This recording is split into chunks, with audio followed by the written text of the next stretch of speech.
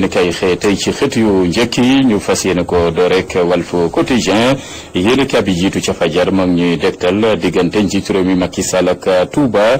yéen kay bi xëy amal ci laaj bu yaatu bokk na ci tamit diggante Macky ak Touba ndax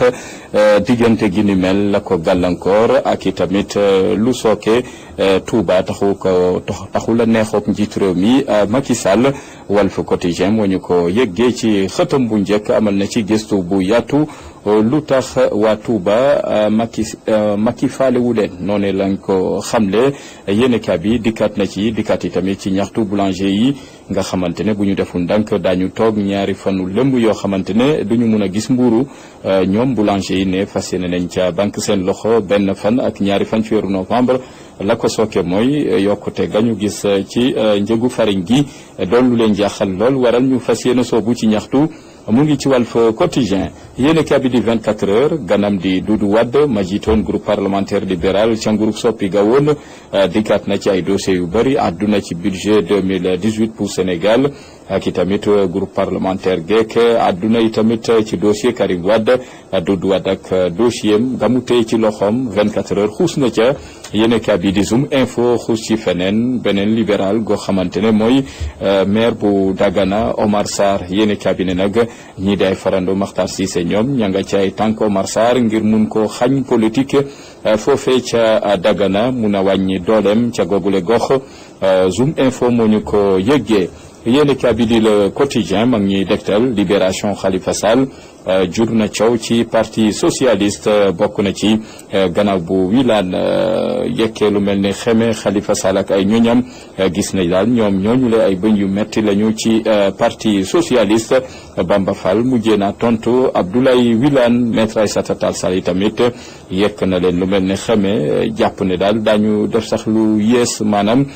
summeeku ba set wecc di dox ci Ndakaaru daañu def lu ko gën a yées ngir Khalifa Sall mun a génn ci kaso bi noonu la ko maître Aïssata Tall Sall xamle ci biir yéenekaay bi di Le Quotidien Rewmi Quotidien mag ñuy dektal projet jëm ci aéroport international Léopold Sédar Senghor ma ñu bëgg a soppi def ko centre des affaires yéenekaay bi ne ndax Sénégal warta mun a am ñaari aéroport am déet laaj dagu samp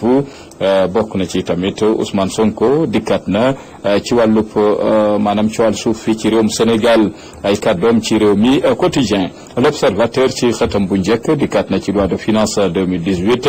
ak i tamit njiitu réew mi Macky Sall na mu freiné appétit ay ministre am daanaka wàññi na seen doole bokk na ci tamit duñ leen jox oto yu bees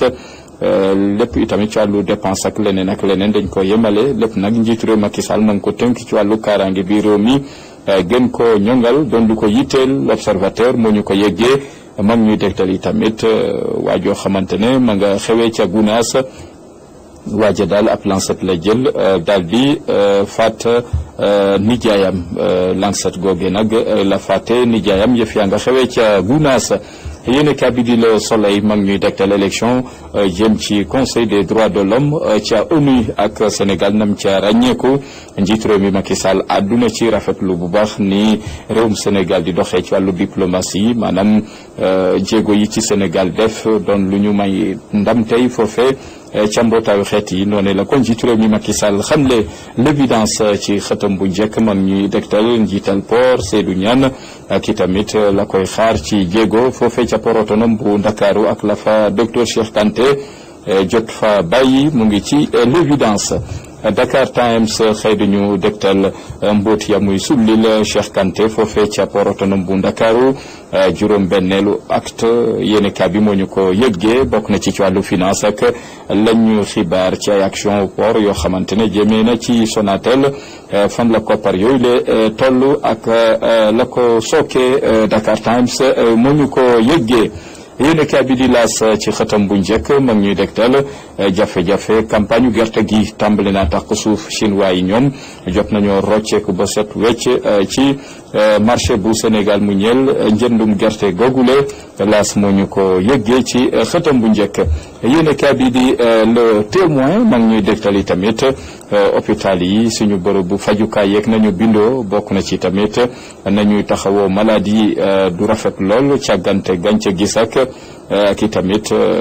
paj moo xamante ne du ñoŋ lool ak jafe-jafe sax lal goo xamante ne mun nga faa tëddagum yéen cabinet loolee la hôpital yi di dund xëy na fësal hôpital bu Pikine fa la Aïcha Diallo faatoo yàggul yéen bi gis ne daal suñu hôpitaux yi ndax du bërëbu déewukaay noonu la ko yéen bi xamle yéen bi di Vox Populi mag ñuy dégtal yi tamit hôpitaux yeeg nañuy gàttandoo maladie jafe-jafe yañ cay am kii di professeur Abdoul Kane jàpp ne daal ci suñu hôpitaux yi